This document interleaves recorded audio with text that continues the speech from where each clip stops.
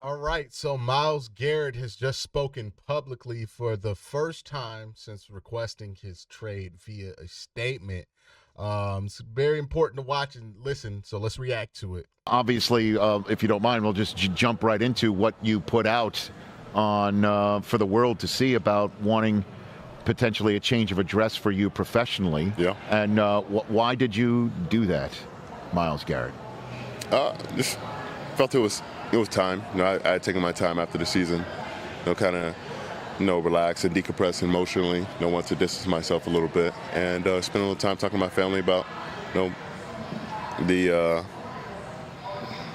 really how we feel about this decision. I mean, I'd kind of felt this way. I wanted to make sure I was completely detached, and they felt the same way I did.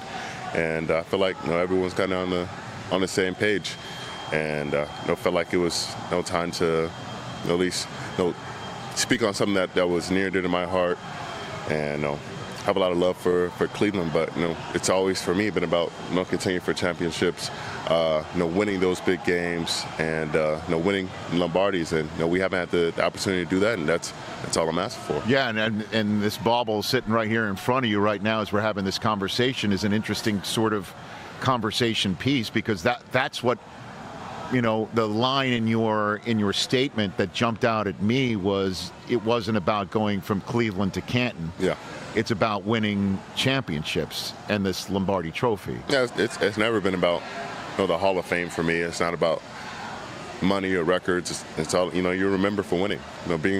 Bringing a trophy back home to your city. Whichever city that is. That's how you remember in your community, by your peers, your teammates, by friends, all of that. And we want to play the game and want to do things to be remembered. So, if you don't mind me prying, who is in that inner circle with whom you had this conversation? All right, so from Myles' perspective, he feels like this is just about wanting to win a championship. And he doesn't feel like Cleveland is in the position to put him into place to win a championship. And I can understand where he's coming from, right? He is 30 years old, and it's not enough to win a championship for what he's talking about, right? He's talking about legacy. You have to be one of the best players on a championship team in order to get what Myles is talking about. And he wants to be able to do that while he's still one of the best players on the championship team, or the best player on the championship team. And he is trying to see if he can get that, right? Right now, he doesn't feel like Cleveland is going to offer him that opportunity. This is very LeBron James-like, right? LeBron left Cleveland for a similar reason. Also, I think from listening to him, I get the feeling that he never really envisioned his career being in one place, which is fine, right? A lot of players don't envision that as the end goal for them. And I think it was a combination from listening to him, at least in the first 2 minutes of this interview, of wanting a change of scenery and wanting to win.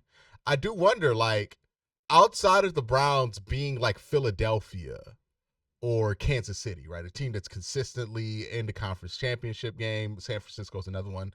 One of those teams. Was there really anything the Browns could do to keep him? Because I know it's going to be real easy to say this is Deshaun Watson's fault. If we had just been a slightly better team, maybe he wants to stay. But I wonder, even if the Browns, let's say the Browns spent the last 4 years hitting their head on a divisional round ceiling with Baker Mayfield as the quarterback instead of Deshaun Watson, do we not end up in the same place? For listening to them talk, it feels like that could have been the case. And I think that's interesting. In your family, who was it? Well, it was my parents. My sister, obviously my agent, my marketing agent as well, and hearing a little bit from a Cleveland or Akron native as well. You did reach out to LeBron. Yes, sir. Oh Lord, these people gonna blame LeBron. Oh my God. Oh, we ain't never gonna be able to enjoy that we had the second best player in basketball, man. Because now this gonna be another thing people gonna blame on LeBron. I think he threw that one in there because I think he did talk to LeBron, and he was probably influenced by what LeBron did. A whole generation was influenced by what LeBron did, leaving Cleveland, going to Miami, winning a couple championships there. But can we not do the thing where we just blame Myles leaving on solely on LeBron James? We not.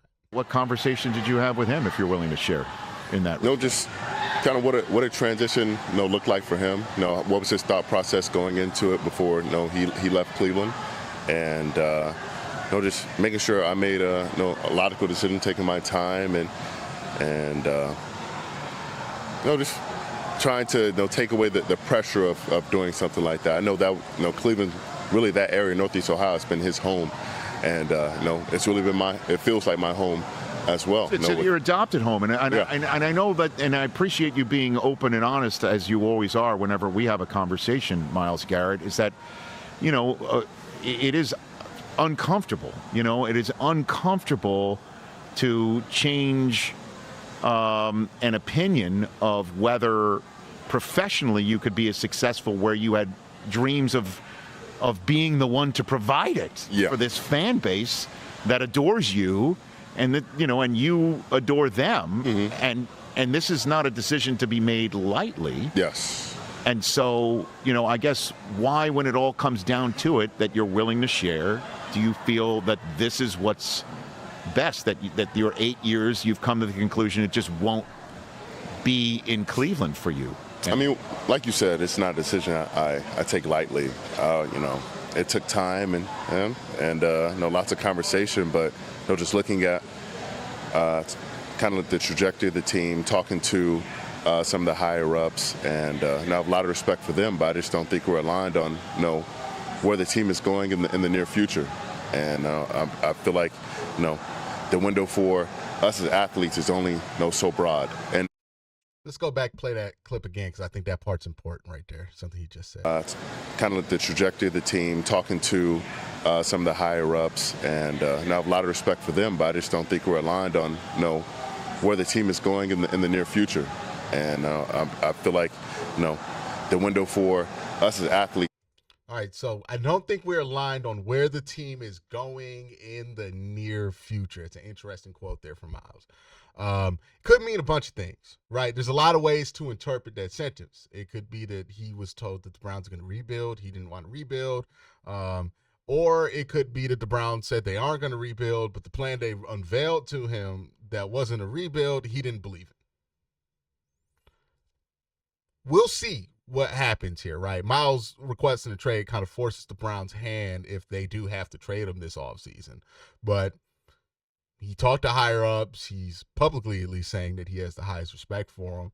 But, you don't get to have your cake and eat it too, right? Like, just if we keeping it real, you don't request a trade because you don't think you can win a championship if you have ultimate belief in the people running the organization.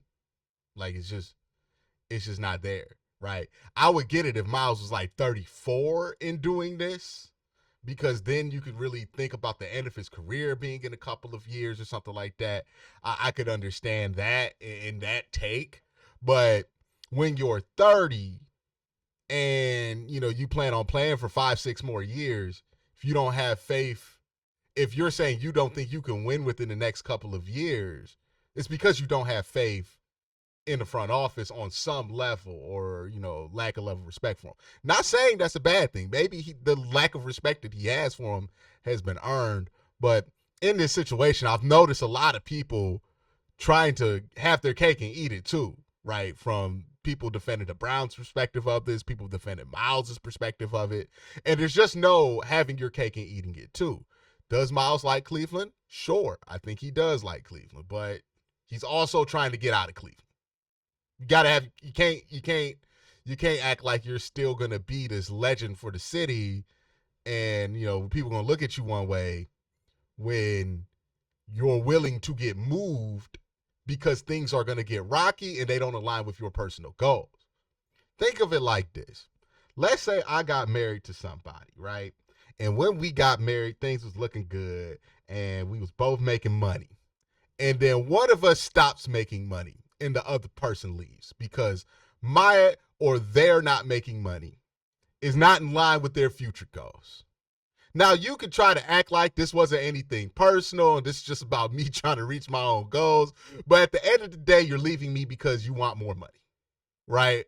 In Myles' case, replace money for winning, right? Everything was cool. Then this season happened. Now he wants to go. There's no way to make that seem like you still have.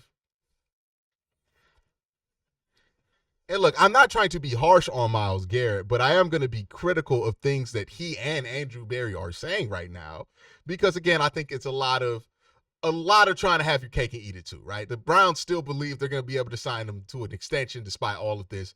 That's trying to have your cake and eat it too. That's not realistic. They're not going to be able to do that. They're going to eventually have to move him sometime, right? Like, it's just, he seems pretty set in it. He doesn't seem like he's going to move off of this willingly. So if you're gonna keep him on the team for another year because it's better to trade him in 2026, you're gonna have to force his hand, and people ain't gonna be happy about that, right? There's no getting your cake and eating it too in this scenario. Myles is trying to, Myles is trying to paint this like he isn't giving up on the city. He's just giving up on the team. But the team and the city are one and the same here, man. Like, if you're not playing for the Browns, if you're not going to come back and play for the Browns fans are still going to be in pain because you're leaving. You feel me? Like, there is no way of doing this in a way that's going to make everybody okay and happy with it. This is a very unhappy situation. And, I think we're at that stage where a lot of people are a bit delusional about the reality of this, right? The reality is that this is going to paint for a very ugly situation. I think Myles is kind of hoping that it doesn't get to that point, but I think that's being hopeful. He doesn't understand his value or something like that, because the Browns are absolutely going to take it there. And Myles, if he's dead set enough about this, he might take it there. And at this point, he's gone on publicly and talked about this publicly. It might become a pride thing where he don't want to look stupid and come back after he said he was going to leave. And that might cause him to dig down even further. This is an ugly situation. It just hasn't gotten ugly yet. I'm just telling y'all. Only continues to close as years go by with, anything be able to happen on that field from day to day. And I want to be able to go out there and compete at the highest levels, day in and day out, and playing for champions, like I said. And this came out of conversations that you had with management. Yes, sir. Already. You've already had those conversations with management. Yes. I mean, we spoke after the season with the exit meeting, and then spoke, a few other times, further down the line. So this wasn't something that I blindsided them with my opinion. I took my time before, stating it outright to them, and then, I released a statement. But, I wanted to be able to do right by them because, they've taken care of me for a long time. Cleveland has been my second home, and this community is one that I love. See what I mean? But again, everybody trying to have their cake and eat it too in this scenario, and it's just not realistic. What you mean you try to do right by us? What do you even mean by that? Right? If you're the Cleveland Browns and you're here, what does that even mean? You're trying to do right by the organization? Dog, you're the most valuable player in the organization, and you're axing out. There's no doing right by the organization when you do that. That's crazy. That's insane. What are you talking about, Myles? Again, let me make this clear. I'm not painting one side out to be the good guy and one side out to be the bad guy. I don't believe this is a situation where there's any good guys in this situation. It's just two teams, two parties trying to get what they want. That's what it is, right? There's no good guy. There's no baby face and heel in this situation. Myles isn't the baby face. The Browns aren't the baby face. Myles isn't the heel. He's not the bad guy. The team isn't the heel, the bad guy. What you have is two parties who have opposite views on the future and who have, let's say it, plans for the future that aren't compatible with each other right now. Myles wants to go. It's pretty clear. Myles wants to go at this point. He's gonna go eventually. The Browns don't want Myles to go. there is no doing right. There's no baby face here, right? Myles still trying to be the baby face here, and the team's still trying to be the baby face here. And I think everybody trying to have their cake and eat it too. It's not gonna happen, man. Again, people talk about avoiding this being an ugly scenario. This is already ugly, brother. You're on NFL Network talking about why you don't want to play for your current employer anymore. What do you mean? Like, there's no getting around this. And the longer it lasts, the uglier it gets. Look, maybe I'm wrong, right? But strap in, because this is going to get ugly because it's going to last long. I don't think the Browns are going to move on this whole thing anytime soon. It doesn't seem like Myles is eager to move off that position. He's doubling down on television at this point. This going to get ugly, brother. Like, it's already gotten ugly. We just ain't seen the ugly yet. No, this opinion is just how I feel now. So what happens next? What do you want to happen next? Well, a trade to happen next, but I just want to go to a contender. So you want to have a say in where you wind up, is what you're saying? I would love to. I know in my position I don't have much say in where I go, but hopefully we can leave off on good terms, and we can find a middle ground between us. And so what middle ground is there? Like, legitimately, let me ask you this. What middle ground is there? There is no middle ground here. There is no trade that exists that's going to make Myles happy and the Browns happy. Because in order for the Browns to get value for Myles, they need to trade him to a team that's going to stink over the next few years, because they want to get as low of a draft pick as possible, because they want a quarterback within the next couple of years. Like, and even if they didn't want a quarterback, you trade a dude like Myles, you're not trying to trade him for the 27th, 28th, and 29th pick. So if the Browns want to do what's best for them, well, then they're not sending Myles to a contender. If the Browns want to do what's best for Myles to go to a contender, that requires the Browns being willing to not do what's best for them. And why would they do that? Here's the other question that I have for Myles Garrett, right? Like, legitimately, I know he's stating this is about winning championships, but I honestly, want to know how much this is about winning championships. I have no doubt that that's the number one factor of why he wants to trade, right? But how much is this is just, I want to change the scenery? Because he has to be aware, and he acknowledged it, that he's not going to be able to decide where he goes, that he doesn't have anything in his contract that determines that, and that the team ultimately can decide his fate. So how much can this trade really be about going to a contender when you have nothing that would force a team to go against their best interests to trade you to a contender? If Myles had a no-trade clause and he was requesting this, I would believe that 100% this is about going to a contender, because he could dictate going to a contender. But this is not that situation. He does not have a no-trade clause. He is aware of the lack of leverage that he has. He knows that if the Browns trade him, they're just going to trade him to whoever's going to give them the best value. Now, maybe his agent feels like they could work out a deal behind the scenes with the team that will give the Browns what they want, or that somebody's willing to give the Browns a Godfather deal that's also a contender. Maybe they're playing on the odds of that. But requesting a trade to win a championship in a scenario where you have no way to force yourself to the specific teams that you would want to go to, I mean, that's interesting, right? Because even if you trade for Myles Garrett, you're not a contending team, you're still getting the 2 years of control on the contract that he has right now, and the 2 years on the trade tag. I mean, not the trade tag, the franchise tag, where you can keep control of him. So even if he's not willing to negotiate a new deal with wherever he gets traded, you still have 4 years of control on Myles Garrett. And if you trade a bunch of picks for Myles Garrett, you're going to exercise those years of control. So the question is, is Myles Garrett willing to retire to fulfill this request? Because that's the only bit of leverage that he has of forcing himself onto a championship caliber team. Because the Browns aren't going to trade him to one. And maybe you could use the excuse of, hey, Myles is not going to be willing to sign a long-term extension at these two places or this place or that place.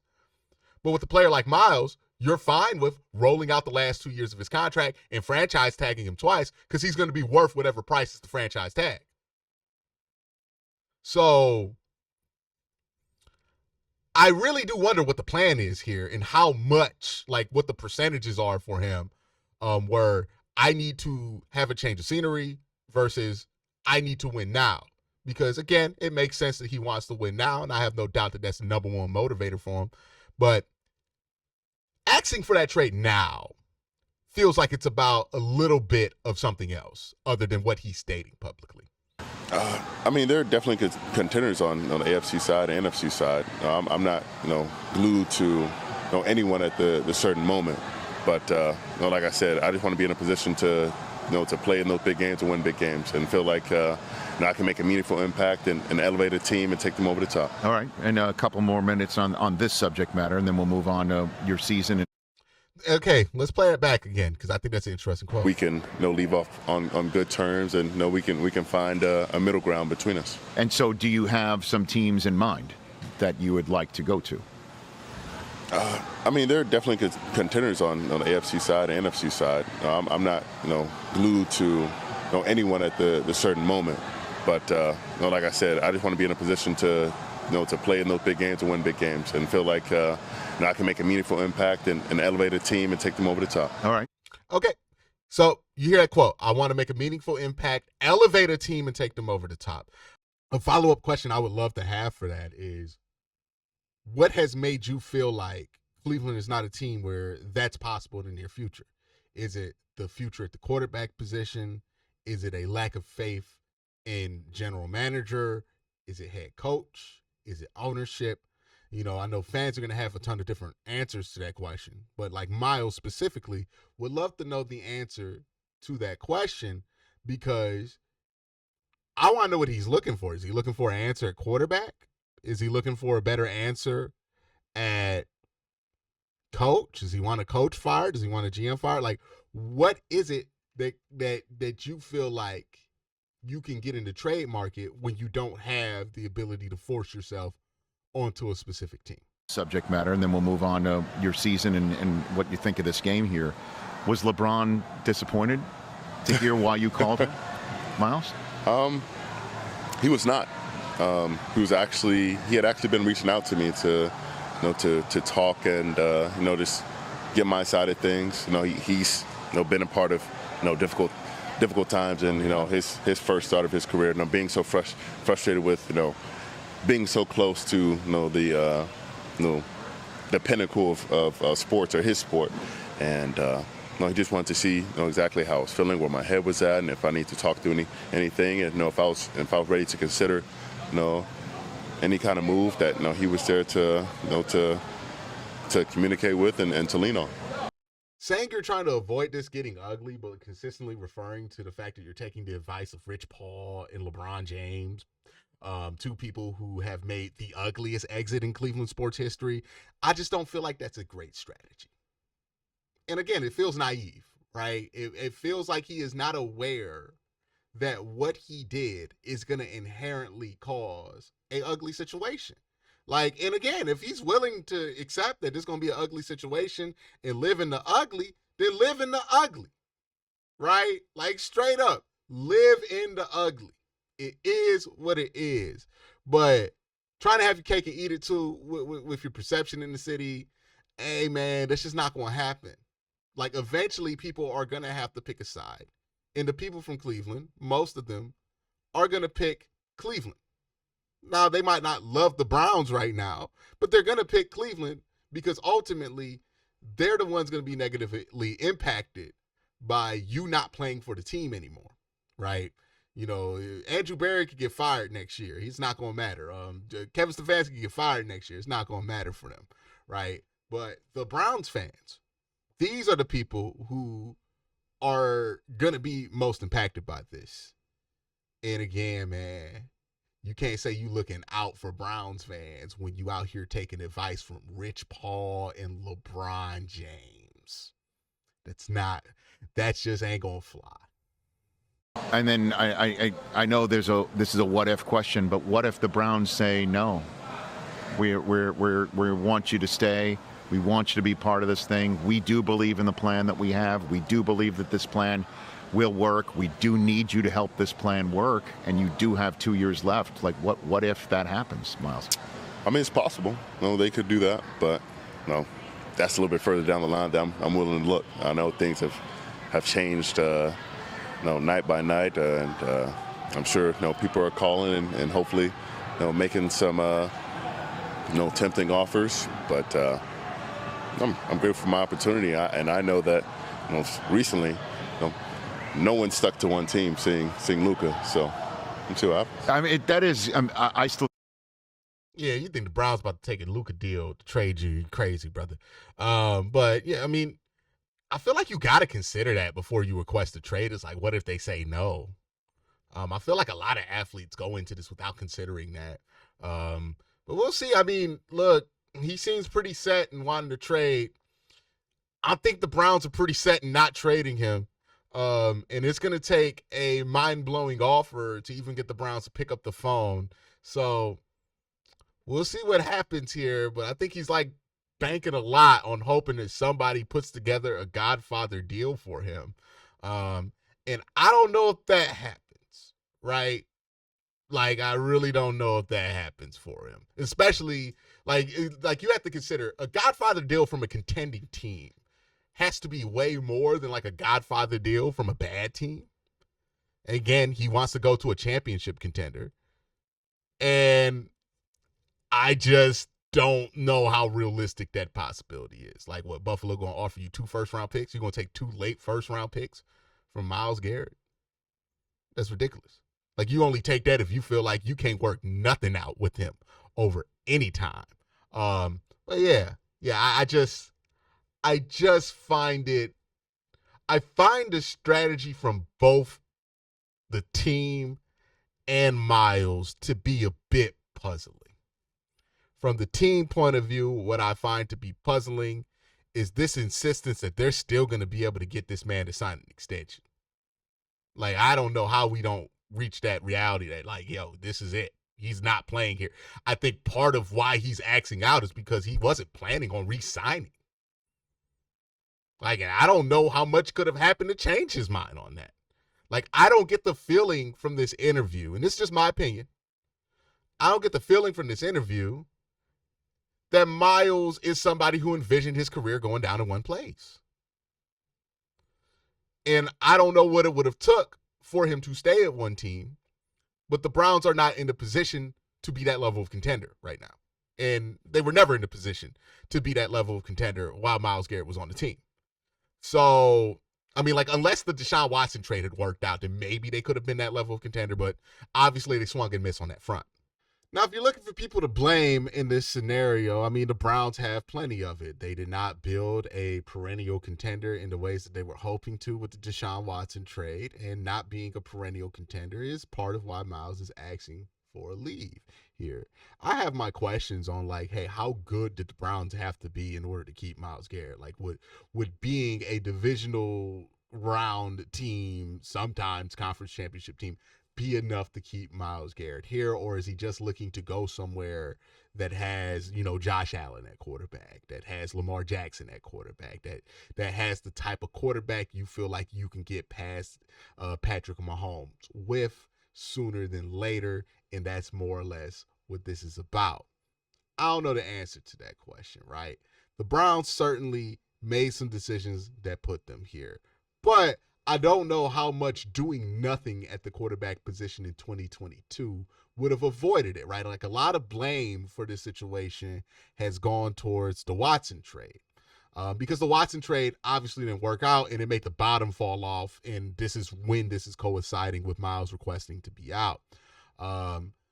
Listening to him, I'm not convinced that, like, it would have been okay just making the playoffs a couple of times. I mean, hell, he's made the playoffs a couple of times in Cleveland, and he's still requesting a trade here, right? Like, he's certainly seen more success than somebody like Joe Thomas, who never did request a trade. I don't know if the Watson trade is the tipping point that keeps him on this team long term. I think the Watson trade either working out or not working out is, right? Like, they made that move for Deshaun Watson so they could be one of these perennial conference championship teams and Super Bowl contenders, and it just didn't work out. And that's where they're at.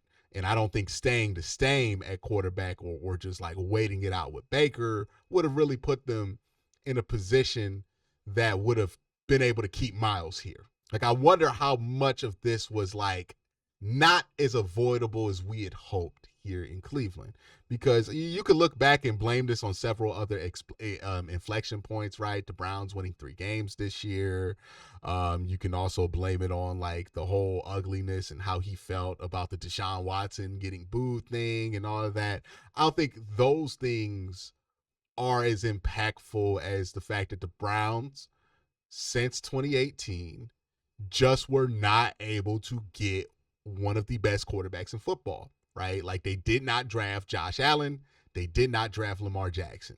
And ultimately, not drafting one of those two guys put you in a situation where you weren't going to have a franchise quarterback that can put you on par with Patrick Mahomes to get out the AFC. And that's what ultimately cost you Myles. I think there's something to be said to that idea.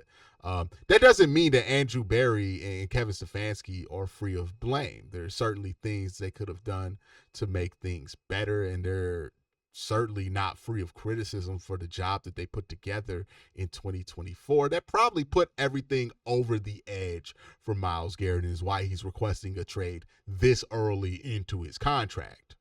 The reality of this situation is the reality of this situation, right? We can live in what ifs and who did that and blame here and point fingers here. But the reality is that this is a horrific situation for the Cleveland Browns. Your best player is axing out. This is going to be ugly. The Browns are not going to be quick to want to let this one go. And they probably shouldn't, right? They should hold on to whatever hope they have of keeping that player and whatever control they have. This means that this is going to get ugly, or that this has already gotten ugly. And it's unfortunate that, like, especially in Cleveland specifically, where it seems like we can never just have a lovely relationship with the athlete.